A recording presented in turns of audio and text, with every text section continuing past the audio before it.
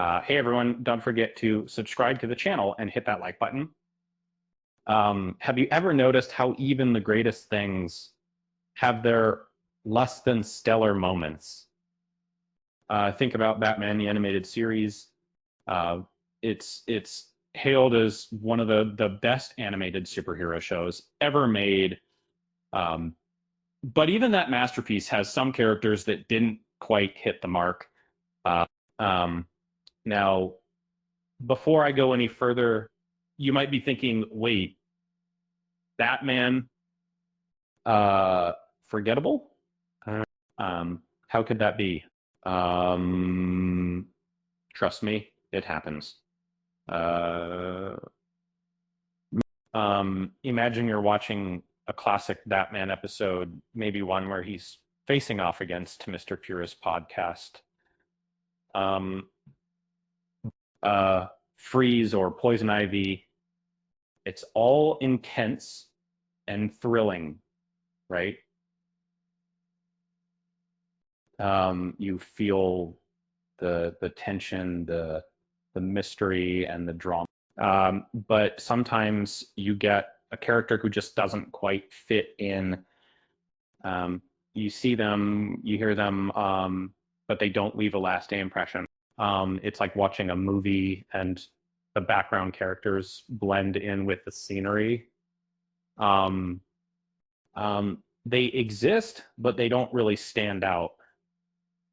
Um, so how do you make a character memorable?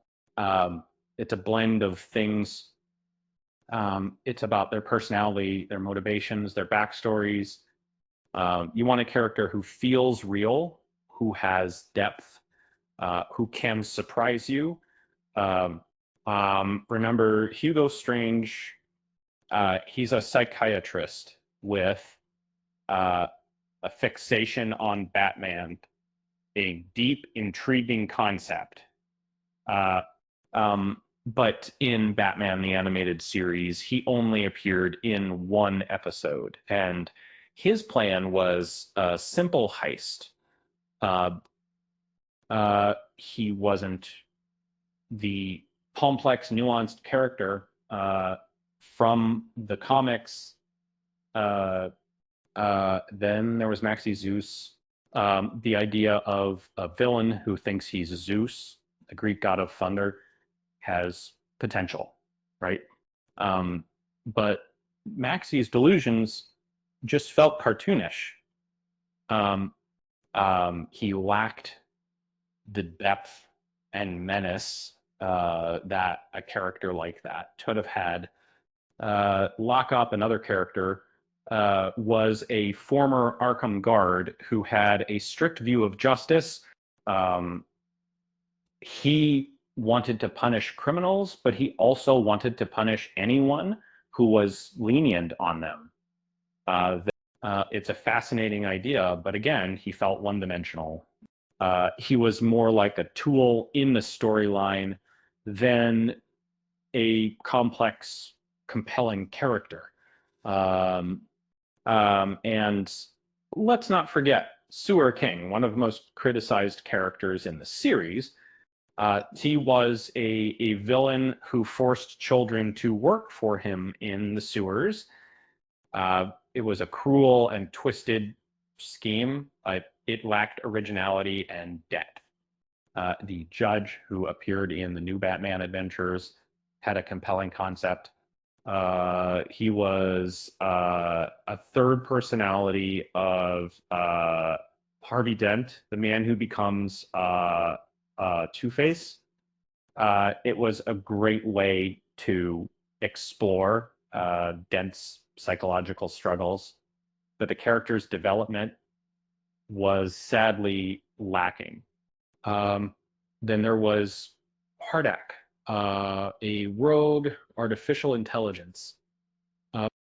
You think an AI gone bad would be an exciting philosophical antagonist, but Hardak was just bland. Dr. Leslie Tompkins, a trusted friend of Bruce Wayne, was another character with missed potential.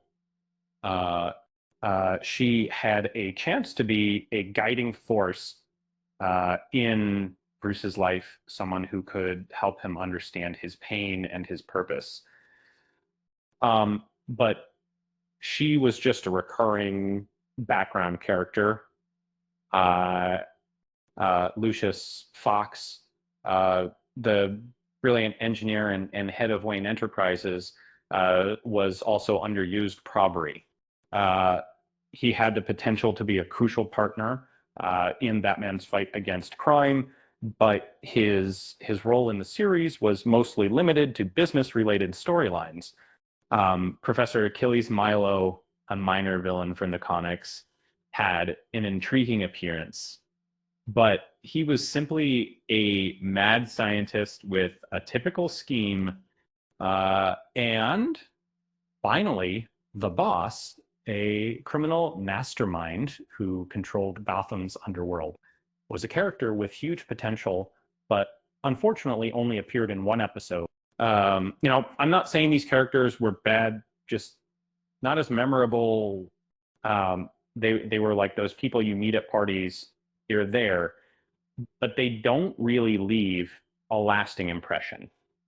Uh, the good news is that Batman the Animated Series is full of incredibly memorable characters like Mr. Bob, uh, Freeze, Harley Quinn, and Joker, who have left a lasting impact on fans worldwide. Um, and it's funny how even people best shows have their weak spots. Like everything that took it me, I would probably have.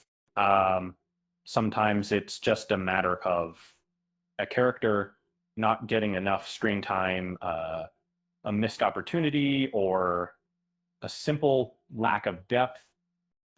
With that said, thanks for watching, and until next time, see you next time.